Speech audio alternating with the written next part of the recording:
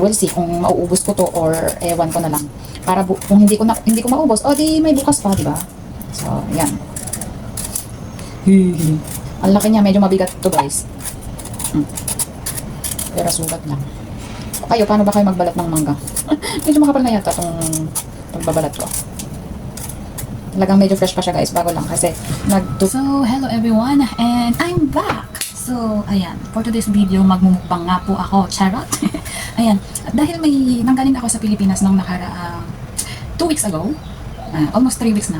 So, ayan, at may natira pa akong ginisang alamang. And yun, gusto ko maubos, so tumingin-tingin pa ako ng mangga sa ano. Pero nung nakaraan kasi, wala ako masyadong napupusuan, charot.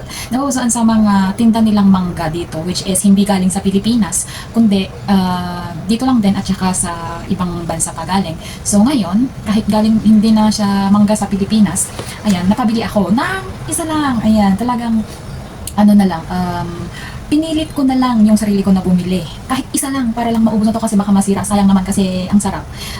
Thank you to Teacher Novi. Ayan, charot. Shout out, Novi Viernes, na kapitbahay namin. Ayan, magaling magluto. Or hindi ko alam kung si Novi or si Ana Joy ang nagluto nito, but thanks a lot. Kasi ipinabaon nila noong umuwi ako, bumalik ako dito sa Hong Kong. So, ayan. At eto na nga, magmumukbang ako ng mangga. So, charan! Eto na ang ating mangga. Ang laki. Super laki niya. Super laki niya, guys. Ito yung mumukha. O, diba? Ang laki niya. So, fresh na fresh pa siya.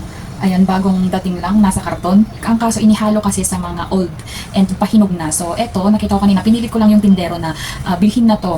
Ang kaso, ayaw talaga eh. Ayaw nilang pag-isahin na yung mga fresh lang or mga bago lang ang pag-isahin sa tatlong tumpok na yon in $25. So, eto ang napili ko and ayan, samahan niyo ako guys. Tingnan natin kung mauubos ko to. Or kung maasim nga ba or masasatisfy ako dito sa mangga na to. Char! So, ayan, hinugasan ko na muna and babalatan na natin. So, ayan, babalatan ko na siya guys. Ayan. Oh, di ba? Fresh siya, bago lang siya, bagong dating. Pinilit ko lang talaga yung yung tindero kanina kaso ayaw talaga eh. Kaya eto na lang binili ko at least we'll see kung mauubos ko to or ewan ko na lang. Para kung hindi ko maubos, o di may bukas pa, di ba? So, yan. Ang laki niya, medyo mabigat to guys. Pero sugat lang. Kayo, paano ba kayo magbalat ng mangga? Medyo makapal na yata tong pagbabalat ko. Talagang medyo fresh pa siya guys, bago lang kasi nagtutubig pa siya, oh. Natutulas tong kamay ko. Kapag hindi ko ito naubos guys dito sa may alamang, maybe ang gagawin kong sausawan pag hindi ko naubos, maghanap ulit ako ng bagoong naman, tapos lagyan ko ng suka. Naglalaway na tuloy ako. Lagyan ko ng suka with sili. Char! Diba? Kailangan kong hugasan ulit to guys. Ayan. Tapos na. So, hugasan ko ulit. So, ayan na, hugasan ko na and ano nga ba to? Hindi ko alam. Diba?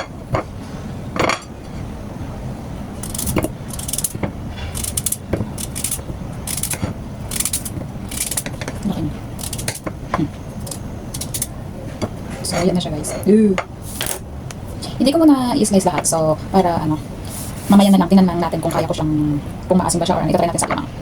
So, the moment of truth, charot. Ayan, so eto na siya and we'll try.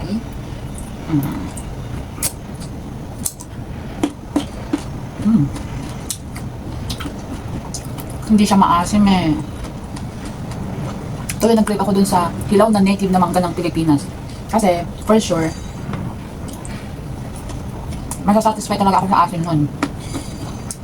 At paniguradong mauubos ito ilang slice lang dun sa mangga ng Pilipinas na native. Crunchy siya. Ang kaso nga lang is matamis din eh. Hindi siya maasim. Kaya, saan kaya ako makakahanap ng ng native na manggang hilaw dito sa Hong Kong?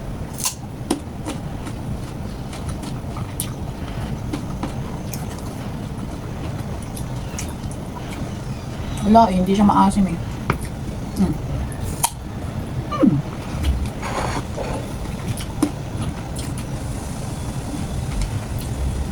Yung mapapagod tong bunga ako sa pagmuya. Kasi matigas siya na crunchy.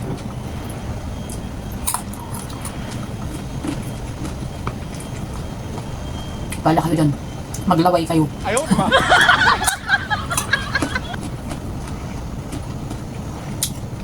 So, ayan. I need something na maasim talaga. Mas maasim talaga. Yung Native talaga ng Pilipinas, native naman ng Pilipinas yung bagay dito sa alam. Campot nyo. Hindi ko ito mauubos guys.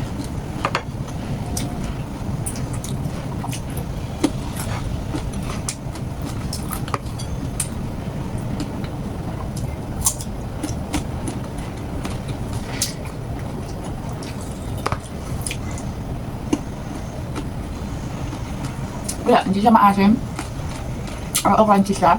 And super laki nga eh. Kaso di ko talaga siya kayang ubusin na. Siguro bukas or mamaya maghanap ako ng maggawa ako ulit ng sauce niya. Which is hindi na lang ito. Suka siguro na lang kasi wala kaming bagoong.